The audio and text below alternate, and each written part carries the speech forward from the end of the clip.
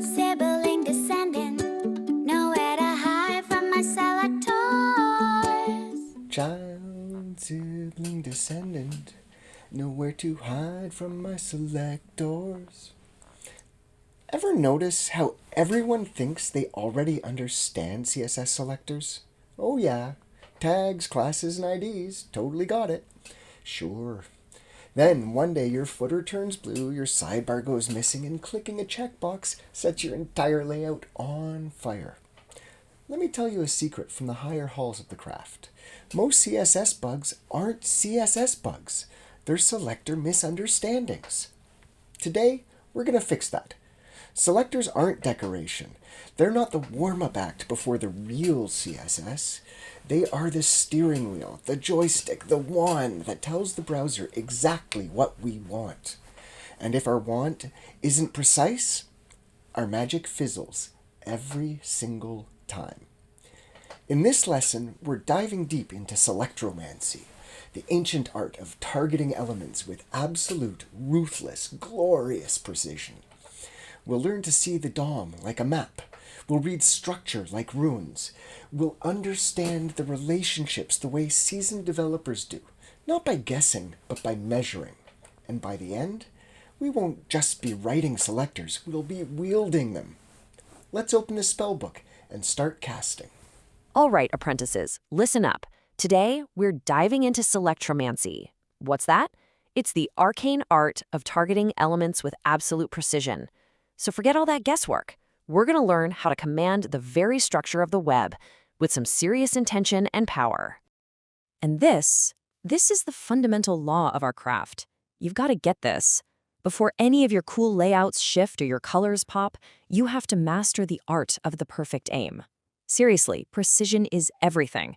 It's the difference between a spell that actually works and just a fizzled-out line of code. Let me underline this one with a very specific metaphor. CSS is basically a routing system. Your browser is the post office, and selectors are the addresses. If your selector says, somewhere in some town, the mail might arrive. If it says apartment 237, 123-7B East Broadway, the mail will arrive. Precision isn't optional. It's how you guarantee your attentions survive the cascade. When our selectors are precise, our future selves thank us. When they're poorly defined, we're up at 2 a.m. wondering why the footer is reacting to a rule meant for the nav. Okay, first up, familial sorcery. See, every single element on a page has its place in a family tree, the DOM tree. So if you want to target anything, you first got to understand its relationships. Who's the parent, who's the child, and who are the siblings? It all starts there. So check this out. Our goal here is to cast a spell that makes only the true heir, this children of the root element, glow with power. But look closely. Its sibling, right next to it, on the nature of siblings, it stays completely untouched. To pull this off, our magic has to understand its exact place in the family tree. Here's the thing few, except me, bother to point out. CSS isn't styling your page directly. It's styling the DOM. Our mental model needs to match the DOM's actual structure, not the picture in our mind's eye of how the page will appear. When it feels like CSS is ignoring us, we need to check the structure of our markup. We'll usually discover that our target is not a child, it's a grandchild, hiding 3 divs deep like it's avoiding taxes. Professional developers debug selectors by navigating the DOM, not by randomly rewriting rules. The DOM inspector is your best friend. Pop it open, keep it open, and follow the branches like Gandalf tracking hobbits. So here's the puzzle for you. How in the world do we write a spell that's so precise it only selects that one specific title? We need an incantation that gets the difference between being a direct child and just, some random descendant way down the line. And here it is. The answer is in the combinator runes. These little symbols are what define the relationship between your selectors. A simple space, that's the descendant combinator. It's kind of like a broad spell, It'll find any match, doesn't matter how deep it's nested. But that greater than symbol, That's the child combinator, and it is way more precise. It targets only an immediate child, just one single level down. Indeed. This right here is the difference between kinda works and rock solid. Descendant selectors, A space B, are like yelling into a forest, "Hello, any tree buttons here?" Child selectors, A is greater than B, are like calling to the heirs who stand directly in your line. "You, heir of my house, step forth." Use greater than when you want your layout to remain predictable through the ages. Use it to protect against future refactors, because teams will add wrappers, and wrappers love ruining your day. Pro tip: if it's part of your layout structure, odds are it should be a child combinator. And look at that. This shows you the power of that child selector perfectly. Just by using that greater than rune, our spell now has absolute pinpoint accuracy. It nails the direct child children of the root while completely ignoring that other title that's nested inside another element. Now that is control. All right, let's level up. On to our next school of magic. Relational runes. Now, this isn't just about who your parent is. It's about your place among your siblings. Are you the first in line? The third? Maybe the last? Yep, this is where we learn how to count. Okay, take a look at this circle of stories. See the first story? It's highlighted as the firstborn. Simple enough. But now, check out the marker on of type, not just of birth. It's marked as the third story, even though there's an ad sitting right there above it. That ad is a sibling for sure, but it's not a story. So this gives us a really interesting magical puzzle. How do you cast a spell that's smart enough to count only the elements we actually care about, the stories, and completely ignore any other kind of sibling, like that ad? Your standard 1, 2, 3 counting just isn't going to cut it here. The secret? It's in these two super powerful runes. You've got nth-child. It's a simple counter. It just counts every single sibling one after another. So in its eyes, that ad, it's the third child. But then you have nth-of-type. And this one's a lot smarter. It basically says, nope, I'm only counting siblings of my own kind. It totally ignores the ad and correctly finds our target as the third story. See the difference? Here, we enter the realm of CSS, where the patterns tighten and the magic starts behaving like number-bound spellcraft. Nth-child and nth-of-type let us treat our markup like a shelf of arcane trinkets. Beakers, charms, potions, relics, all lined up in precise order. We're not just grabbing the third item on the shelf. We're claiming the third true artifact that fits the rules of our spell. This is unspeakably important because UIs often mix functional elements with content. Adds, dividers, utility spans, they interrupt the numbering. If our selector doesn't filter by type, our third card can suddenly transmogrify into a banner ad. Then, our whole layout shatters and we wonder why the universe is cruel. Nth-of-type is the filtered version of the truth. It's us saying, count only the things we care about and ignore the noise. That's the kind of style magic that the elders whisper about after dusk. Okay, now we're entering a whole new realm, states and spirits. Yeah, okay, technically they're called pseudo-classes, but it's way cooler to think of them as UI spirits. They awaken whenever a user interacts with the page. Hovering, clicking, typing. They're literally listening for the heartbeat of the UI. Okay, look here. In this Reader Preferences panel, I want you to watch the Breaking News Only row. See that checkbox? When it gets ticked, the entire parent row just lights up with this magical glow. Did you catch that? The state of a child is directly influencing its parent. That's a huge deal. People used to think that was impossible. Not impossible. Very little is actually impossible. But in the ancient times, we needed to rely heavily, often entirely, on JavaScript, and that requires its own initiation. These days, we have CSS tools and charms to work with that turn it into the spellbook that everyone underestimates. Pseudo-classes are UI sensors. They tap directly into the user's intent. Are they hovering? Are they typing? Did they select something? Is a field invalid? These aren't just pretty effects. They're foundational for accessibility. A great example? Focus Visible gives us control over keyboard navigation cues, so we can support screen reader users and power keyboard users without compromising our aesthetics. And Checked, that's the gateway to entire interactive components, accordions, tabs, drop-downs, all without JavaScript. Pure CSS wizardry. Seriously, for ages, this was basically forbidden magic in CSS. I mean, how could a parent element possibly know the state of a child that's buried deep inside it?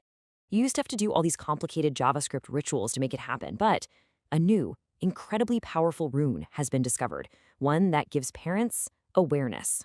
Let me introduce you to the has-a pseudoclass. We call it the rune of awareness. And trust me, this is a total game changer. It lets us write a spell that literally says, hey, style this parent element, but only if it has this specific child inside it. It's the parent selector that web developers have been dreaming about for years. And the best part? The incantation is so simple, it's beautiful. You just target the parent, the dot-breaking row in this case, and then you use has : to peek inside for an input that is checked. And that is it. No JavaScript, nothing complicated, just pure CSS magic making a parent react to its child. Amazing. I need everyone to behold how potent this potion truly is. We have spent millennia writing elaborate, frequently fragile JavaScript to perform precisely this simple thing. Look for a child, check its state, and add or remove a class on the parent. Has banishes all that boilerplate to realms long forgotten. And has a far deeper power. It isn't limited to looking for existence. It can look for patterns. Witness the beauty of this bit of selectromancy. .card, has, and in brackets, image. No space, has, and in brackets, h2 has, and in brackets, br. Close our brackets, and then we add an outline of 2 pixels solid, and we'll use var --arcane -highlight. Did you get that? One selector seeking an element of the class card in which there is both an image and a heading where the heading itself spittles onto 2 lines. And if that all happens, then we outline the card. We're matching 2 conditions at once. We're detecting a pattern in the structure.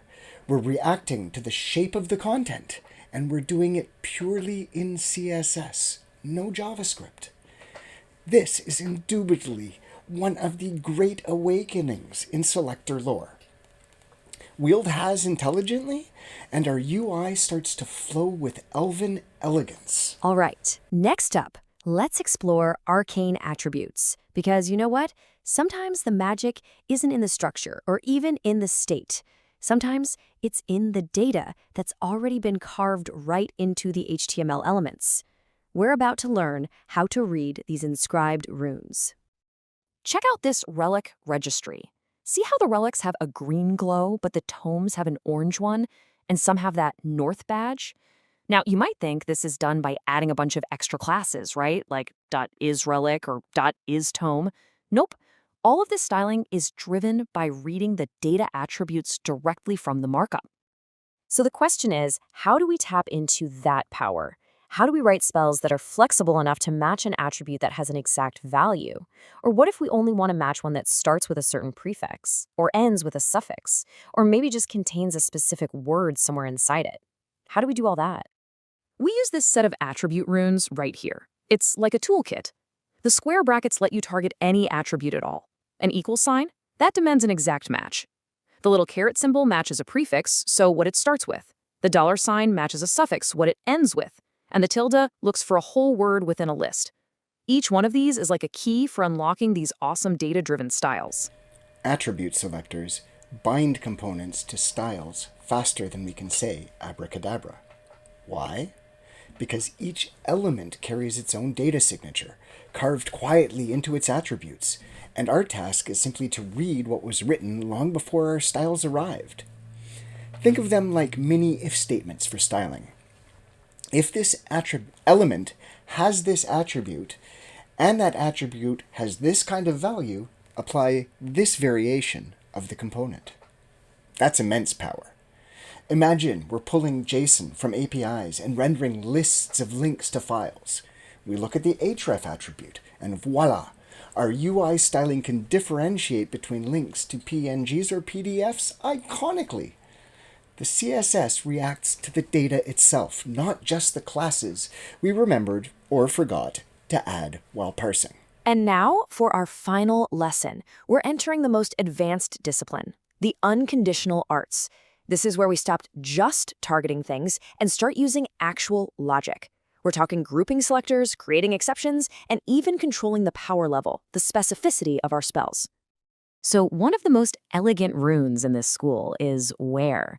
I want you to think of it like a soft-spoken spell. It never shouts.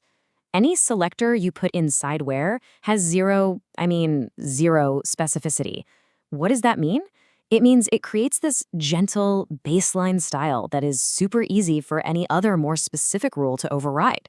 There's no fight. It's absolutely perfect for things like CSS resets and default styles. Specificity. Specificity specifically is CSS's most notorious trickster and the number one reason that apprentices believe their code is haunted. Here's the ancient and everlasting wisdom. CSS is a negotiation system. If two selectors target the same thing, the strongest one wins. And yet, the trick is not to be strong, it is to be predictable. That's where comes in. It lets us intentionally weaken our baseline styles in terms of their specificity so that our component level rules win effortlessly. This is how pros avoid bang important like the plague, not by shying away from complexity, but by shaping specificity with the calm precision of an archmage. Okay, let's do a quick recap of the spells in our spellbook. We learned to navigate the DOM family tree with descendant and child combinators. We mastered order, targeting elements by their position using runes like nth-of-type. We learned how to listen to those UI spirits with state-based pseudo classes. We read inscribed data with attribute selectors. And finally, we gained true awareness, letting parents react to their children with the incredible has selector. You've learned a lot. And you know what? It all comes back to this one idea. Mastering selectors, it's not just about making things look pretty. It is about gaining precise, intentional control over every single element on the page. Because when you can target anything, you can control everything. So go forth, apprentice. Command the structure, select with purpose, and design with power. These arcane arts, they're now yours to wield. We've now unlocked the true foundation of CSS mastery. It's not the flashy effects, nor the animations, and not even the frameworks. Before any of those can make their mark, we need the precision, the intentionality, the control of compounding selectromancy. Selectors are the language our CSS uses to understand our intentions. Master this, and suddenly every layout becomes easier, every component cleaner, and every debug session shorter. When we can target anything, we can shape everything. I'm Professor Solo. This is WebDev TnT. P.S. Aim true.